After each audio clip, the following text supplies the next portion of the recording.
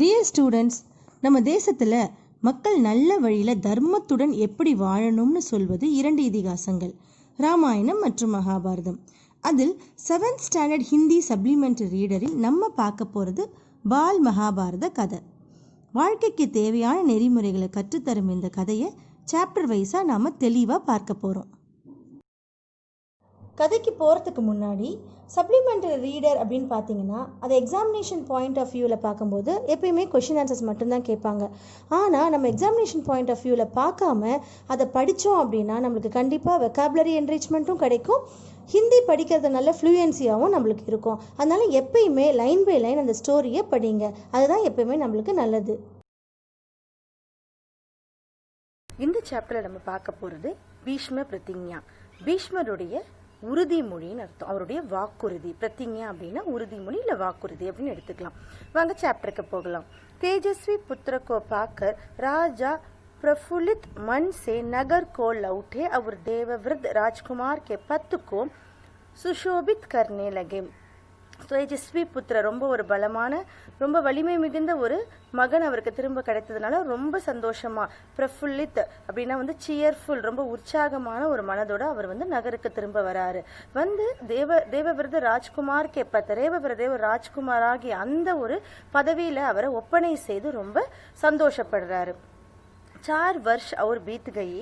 एक दिन राजा शांतनु यमुना तट की ओर घूमने गए.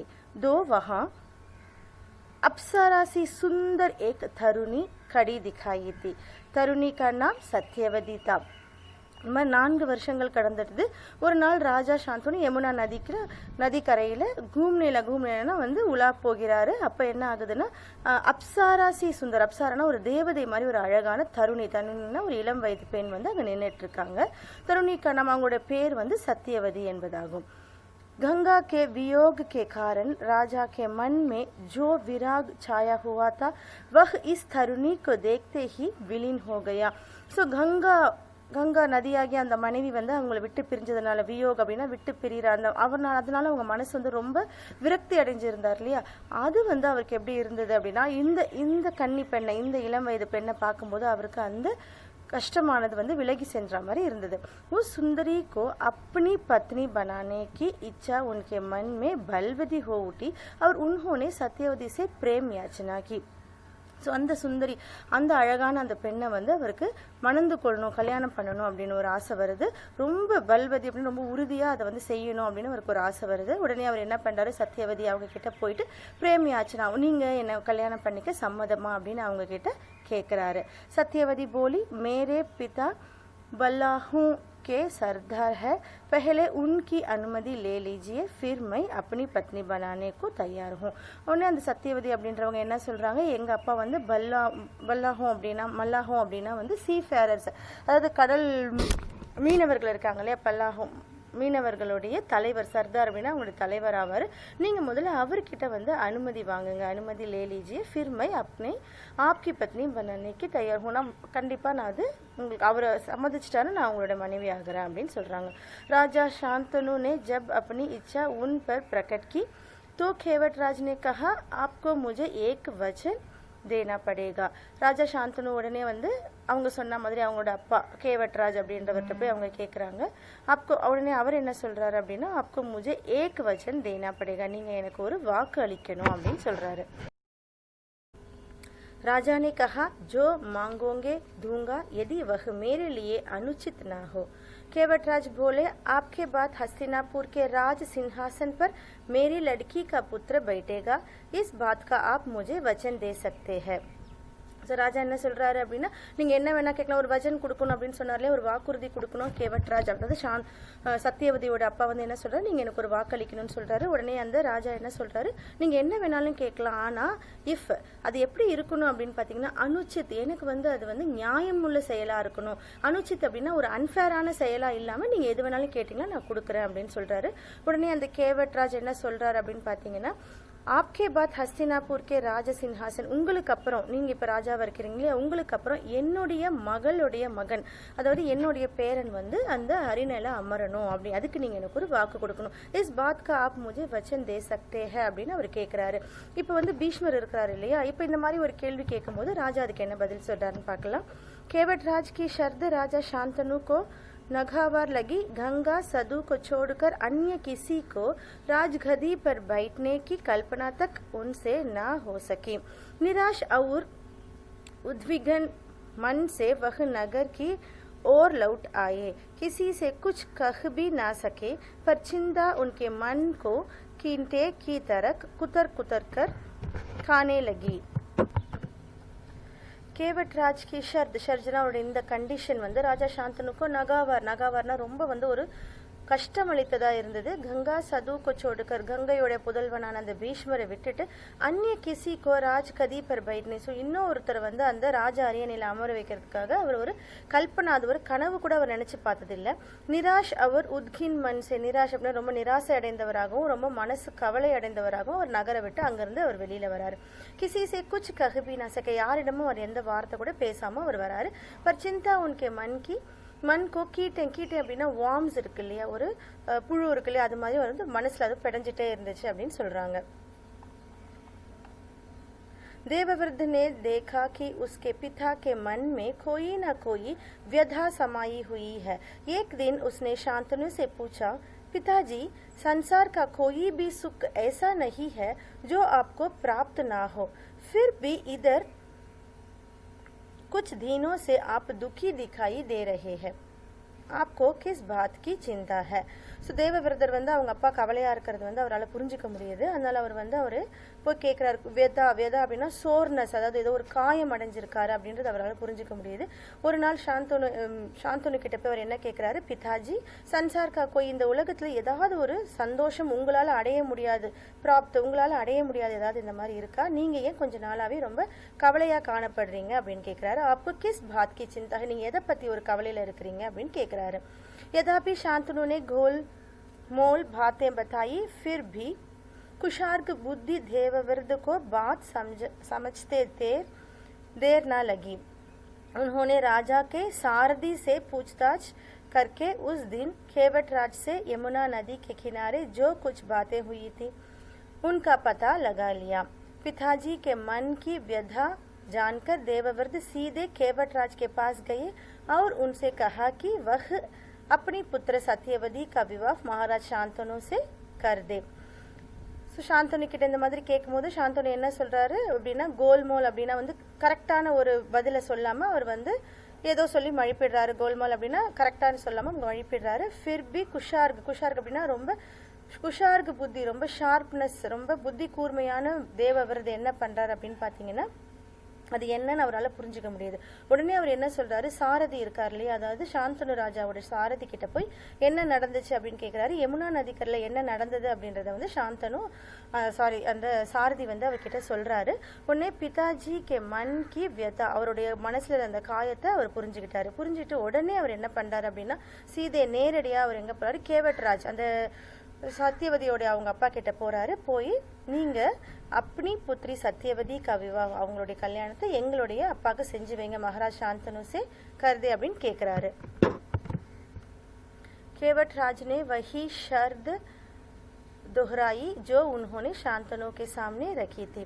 देवव्रत ने कहा, यदि तुम्हारी आपत्ति का कारण यही है तो मैं वचन देता हूँ कि मैं राज्य का लोभ नहीं करूंगा.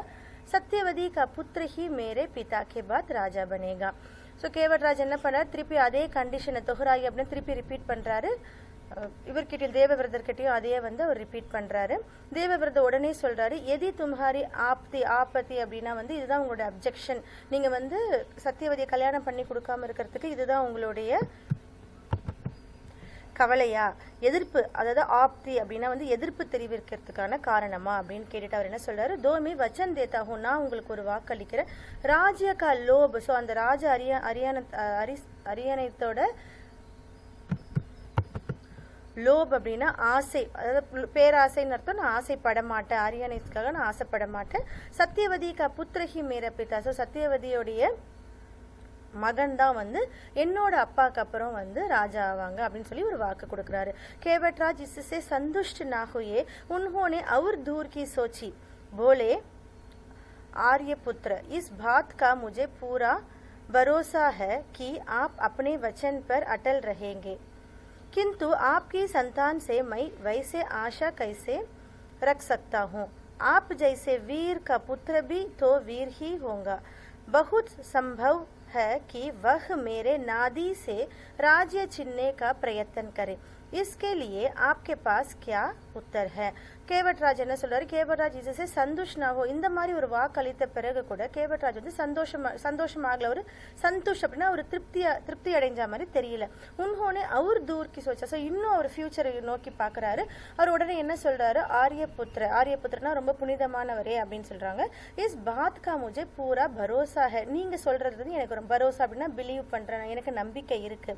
आप अपने वचन पर अटल रहेंगे, நீங்க உங்களுடைய வாக்குல வந்து ரொம்ப உறுதியா, அட்டல்னா உறுதியா இருப்பீங்க, உங்க மேல எனக்கு ரொம்ப நம்பிக்கை இருக்கு. ஆனா किंतु आपकी संतान से मैं वैसे आशा कैसे रख सकता हूँ, ஆனா உங்களுடைய சந்ததிகளும் இதே மாதிரி அவங்களுடைய வாக்குல வந்து உறுதியா இருப்பாங்க, நான் எப்படி சொல்ல முடியும்? ஆப் ஜெய்சே வீர் கா புத்திர, ஸோ உங்களுடைய நீங்க எவ்வளவு ஒரு வீரமா இருக்கிறீங்க, உங்களுடைய புதல்வரும் கண்டிப்பா வந்து ரொம்ப வீரமுள்ளமாக இருப்பாங்க.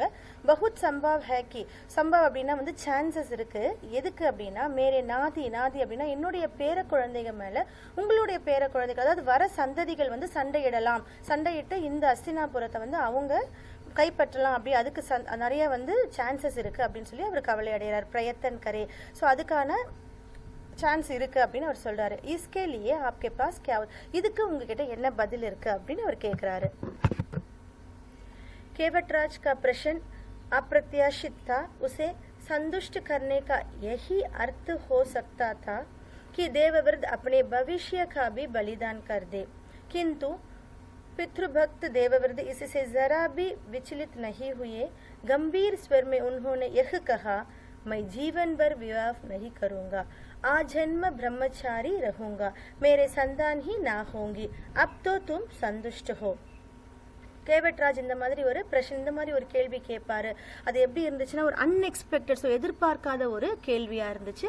உசே சந்துஷ்ட் கர்னேகா எஹி அர்த்த ஹோ சக்தா, ஸோ அவரை திருப்தி அடையணும் அப்படின்னா என்ன பண்ணணும்னா தேவவிரத அப்னே பவிஷ்யனா அவருடைய ஃபியூச்சரை கூட அவர் என்ன பண்ணணும் அப்படின்னா பலிதான், அதை கூட அவரு தியாகம் பண்ண வேண்டி இருந்தது. பலிதான் அப்படின்னா தியாகம் பண்றது. கிந்து பித்ருபக்த் இருந்தாலும் கூட, பித்ருபக்த் அப்படின்னா வந்து அவருடைய அப்பா மீது அதீத அன்பும் மரியாதையும் உள்ள தேவவிரதை என்ன பண்ணுவார், இசை ஜராபி விச்சிலித் நகி, இது கொஞ்சம் கூட அவர் துவண்டு போகவில்லை, கொஞ்சம் கூட நிலை குலையாம, விச்சிலித்தனம்னா நிலை குலையாம அவர் என்ன செஞ்சார் அப்படின்னு பார்க்கலாம். கம்பீர் ஸ்வரமே உன்ஹோன யஹ் கஹா, சார் ஒரு கம்பீரமான ஒரு ஸ்வரத்தோட அவர் என்ன சொல்றாருன்னா, மை ஜீவன் பர் விவாஹ் நஹி கருங்க, நான் வந்து இந்த வாழ்க்கை முழுக்க நான் வந்து கல்யாணமே பண்ணிக்க மாட்டேன். ஜென்ம, இந்த ஜென்மம் முழுக்க நான் எப்படி இருப்பேன் அப்படின்னு பாத்தீங்கன்னா பிரம்மச்சாரி ரகுங்கா, மேரே சந்தான் ஹி நா ஹோகா, எனக்கு சந்ததிகளும் வரப்போறது இல்ல. அப்தோ தும் சந்துஷ்ட ஹோ, இப்ப நீங்க திருப்தியா அப்படின்னு வந்து நம்மளுடைய தேவவிரது கேட்கிறாரு. किसी को आशा ना थी कि तरुण कुमार ऐसा कठोर प्रतिज्ञा करेंगे. देवव्रत ने भयंकर प्रतिज्ञा की थी, इसलिए उस दिन से उनका नाम ही भीष्म पड़ गया. केवटराज ने सानंद अपनी पुत्री को देवव्रत के साथ विदा किया. ஒரு இளம் வயது வாலிபர் இந்த மாதிரி ஒரு கடுமையான வாக்களிப்பார்னு யாருமே எதிர்பார்க்கல. ஆஷா நாத்தி தேவவிரதனே பயங்கர பிரதிஜா, இந்த மாதிரி ஒரு கடுமையான ஒரு வாக்களித்ததுனால அந்த நாள் முதல் அவருடைய பேர் தேவவிரது அப்படின்ற அவருடைய பேர் வந்து பீஷ்மர் என்று அவர் அழைக்கப்படுறாரு. கேவட்ராஜனே இந்த மாதிரி ஒரு வாக்களித்த உடனே கேவட்ராஜ் ரொம்ப சந்தோஷமா, சானந்த் அப்படின்னு ரொம்ப சந்தோஷமா அவங்களுடைய புத்திரிய சாந்தனு மகாராஜுக்கு கல்யாணம் பண்ணி தேவவிரதரோடைய அவர் அனுப்பி வைக்கிறாரு. सत्यवती से शांतनु के 2 पुत्र हुए, चित्रागंत और विचित्रवीर्य. शांतनु के देहावसान पर चित्रागंत हस्तिनापुर के सिंहासन पर बैठे और उनके युद्ध में मारे जाने पर विचित्रवीर्य की 2 रानियां थी, अंबिका और अंबालिका. अंबिका के पुत्र थे धृतराष्ट्र और अंबालिका के पांडु. धृतराष्ट्र के पुत्र गौरव कहलाए और पांडु के पांडव. சத்யவதி சாந்தனு அவங்க இருவருக்கும் வந்து 2 புதல்வர்கள் பிறக்கிறாங்க, சித்ராகந்த் அவர் விசித்திரவீரிய. சாந்தனுக்கே தேகாவசானா அவருடைய டெத், அவருடைய மரணத்துக்கு அப்புறம் வந்து சித்ராகந்த் வந்து ஹஸ்தினாபுரோட அரியணையில அமர்றாரு. அவர் ஒரு யுத்தத்துல இறந்து போனதுனால அதுக்கப்புறம் விசித்திர இரண்டாவது புதல்வரான விசித்திர வீரியர் வந்து அரியணையில அமர்றாரு. விசித்திர வீரியருக்கு வந்து 2 மனைவிகள், அம்பிகாவும் அம்பாலிகாவும். அம்பிகாவுடைய மகனுடைய பேரு திருதராஷ்டிரர், அம்பாலிகாவுடைய மகனுடைய பேரு பாண்டு. திருதராஷ்டிரர் தான் நம்ம வந்து கௌரவர்கள், திருதராஷ்டிர புதல்வர்கள் வந்து நம்ம கௌரவர்கள் அப்படின்னு அழைக்கிறோம். பாண்டுவுடைய புதல்வர் पांडवர்கள் நம்ம அழைக்கிறோம். महात्मा भीष्म शांतनु के बाद से कुरुक्षेत्र युद्ध का अंत होने तक उस विशाल राजवंश के सामान्य कुलनायक और पूज्य बने रहे. शांतनु के बाद गुरुवंश का कर्म यह रहा. ஸோ இந்த பீஷ்மர், மகாத்மா பீஷ்மர் என்ன ஆகிறார் அப்படின்னு பார்த்தீங்கன்னா, சாந்தனு கே பாத் அவருடைய தந்தையின் மறைவுக்கு பின்னால் இருந்து குருஷேத்திர யுத்தத்தை வரைக்கும் இந்த விஷால் ராஜவன்ஷி, இந்த பரந்து விரிந்த அஸ்தினாபுரத்துடைய சாதாரண குடிமகனாக இருக்கிறார். மக்களால் பூஜிக்கப்பட்டாலும் ஒரு சாதாரண குடிமகனாக இருக்கிறாரு. சாமானிய குல்நாயக் அப்படின்னு சொல்றாங்க. சாந்தனு கே பாத் குரு வம்சக கர்ம யஹ. சாந்தனுக்கு அப்புறம் குரு வம்சத்துடைய ஆர்டர் இதுதான். இப்ப பாருங்க, சாந்தனு தோரானியா கங்காசே சத்யவதி சே. கங்காவிலிருந்து வந்தது வந்து தேவவிரதர், சத்யவதி வந்து சித்ரகாந்த் விசித்திர வீரிய அப்படின்ற 2 மகன்கள் இருக்கிறாங்க. ஸோ அம்பிகா அம்பாலிகா, திருதராஷ்டர் பாண்டு, கௌரவ் பாண்டவ். ஸோ இந்த சார்ட்டோட நம்மளுக்கு இந்த சாப்டர் முடியுது. நெக்ஸ்ட் சாப்டர்ல நம்ம பார்க்கலாம்.